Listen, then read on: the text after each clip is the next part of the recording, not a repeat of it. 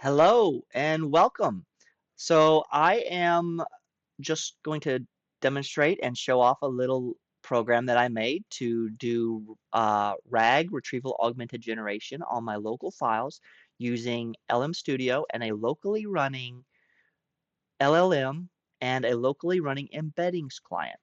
So just want to show a little bit about what I'm doing here. Uh, this is my program, and this is, yeah, you just saw it doing some things.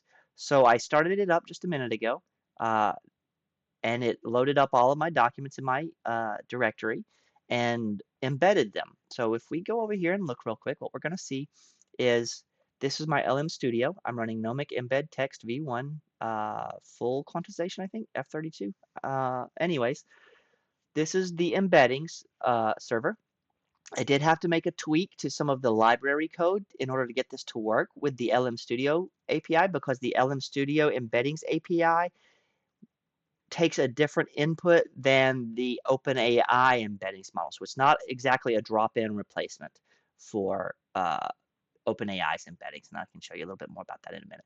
But what you see here is all of the text from the from the directory that I loaded. It's all right here. Um, and you'll see here's a troops on northeastern part of Billerity Island. If we look over here at my, that's not it. If we look at here, we'll see that there's some study of war files in here. These are just reports um, on the Russian invasion of Ukraine. So this Institute of War creates these daily summaries or whatever. So I just took a couple of those to get some variety of content. And then I have a fictional story that I wrote a long time ago. So you can see here that the API call was this model nomic embed text. So this is what we were using. And these chunks is, I believe, how the embeddings were split so that it can fit into the appropriate context window or whatever. I think that the embeddings API has a like a 4,000 token context window or something. My cat is digging in my food bag. Okay, so let me show you the change I had to make to the library code. I changed, if we do this right here, tokens to texts right here in this OpenAI embeddings code from LangChain OpenAI embeddings base.py in this get linked safe embeddings function. So the reason I had to do that is because the OpenAI embeddings endpoint takes basically an array of tokens or token IDs, whereas the LM Studio embeddings endpoint takes an array of characters, array of strings.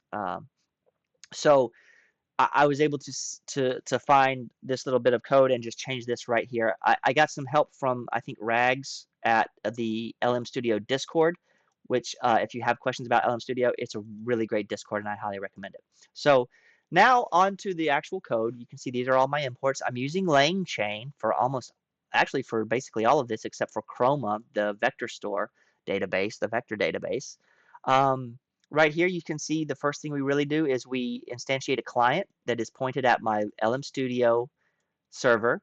And this is a drop-in replacement for the OpenAI uh, chat, or either chat or completions endpoint. I'm not sure which one. And it is compliant with that API uh, contract. So this works as a drop-in replacement. Here's where we set our directory. Here's where we load the directory using directory loader from LangChain community document loaders. That's what actually loads our documents. You can see we're pulling all of the text files in that directory and using the text loader class. We load them, then we split the text, we instantiate this text splitter, and then call with we instantiate it with the configuration that we want, 3,000 context size or whatever, chunk size. And then we actually split the documents that are from the directory that I have. Now, here's where we actually do the embedding stuff. You can see this is left over uh, from the OpenAI. If you comment these out, and uncomment these, you can use the OpenAI embeddings endpoint API.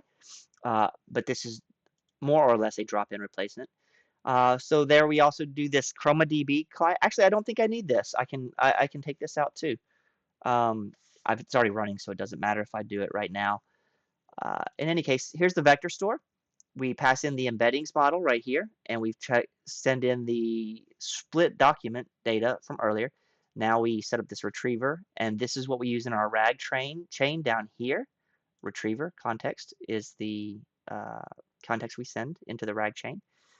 This is our little custom prompt. Actually, we don't use that one. We use this one down here. So this is the custom prompt that I use, and you can tweak this or whatever. This is what it sends into the actual LLM that retrieves your, or that creates a response based on the context of your query. So what happens is first, you enter your query, and then there's a document search that tries to find the relevant or most relevant snippets from the vector store database, and then it passes those snippets in as context to the actual LLM, and the LLM will generate an answer based on the question that you ask. You can see this in just a minute. And then we just enter question is we do our RAG chain in the enter question function. I probably could clean up this a little bit, to be honest, but it just will kind of run until you cancel it. So let's ask about what were the Russian accomplishments on the battlefield in November in Ukraine in its invasion of Ukraine. Let's see. It'll take it just a minute, but you'll see as I hit enter, this came up. So what you can see here is this is the regular OpenAI server or compliant LM Studio server. You can see here's the helpful answer that I said earlier you'd be able to see a little bit of. So here's the context. You can see it's all, Klashivka is Russia, Bakhmut. Klashivka is Ukraine, so is Bakhmut. All of Ukraine is Ukraine, Crimea, etc. But here's use the provided pieces of context to answer the question. Here's the context. Russian forces continue offensive. Blah, blah, blah. It's still processing. So we'll give it just a second here. And it should be pretty quickly coming here.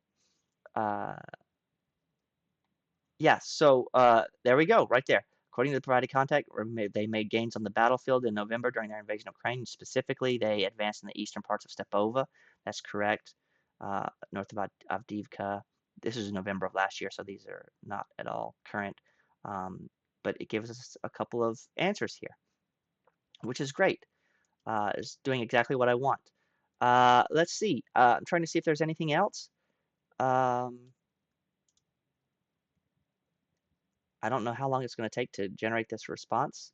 There we go. Now let's ask about that story that I wrote. Who was coach? Okay, so again, it was pretty quick. It already found the information from the vector database and passed that in. That's how we know that all of this context is directly from the vector database. And you can see these three people I call my friends, blah, blah, blah. You can see I'll call them Coach, Sam, and Diane. So this was to the actual LLM. So right now what the LLM is doing is processing all of this context, and it sees at the end here who was coach was the question, and then it wants to finish with a helpful answer. So in just a moment, this will give us an answer to coach using that context that we sent in to the LLM as well. Now, it's important to note this does not, oh, look, it's generating. Coach is a friend of the speakers who they met on a ship, about the same age as the speaker, and it's from the US. That's correct, as was this other thing. The downside right now is this does not cite its sources, which I would love to improve this so that it cites its sources. It does not seem that you can pass in multiple search results from the embedding or from the vector store to the LLM to get a more comprehensive answer. I'd like to maybe see about doing that more in the future. But look, it's finished, and I could ask another question. Uh, yeah, so it looks great. It's doing exactly what I want. So yeah, it's doing pretty much what I want it to do. It's doing it fairly well. It's relatively performant. And this by the way, I'm running Llama 3 as my LLM, and I love Llama 3. It works really, really well. Um, but that's about all I've got to show. I hope that somebody finds this helpful and useful. Uh, and yeah, let me know if you have any questions or anything else that you want to add in the comments, and I'll see you again later next time maybe. Thanks for watching.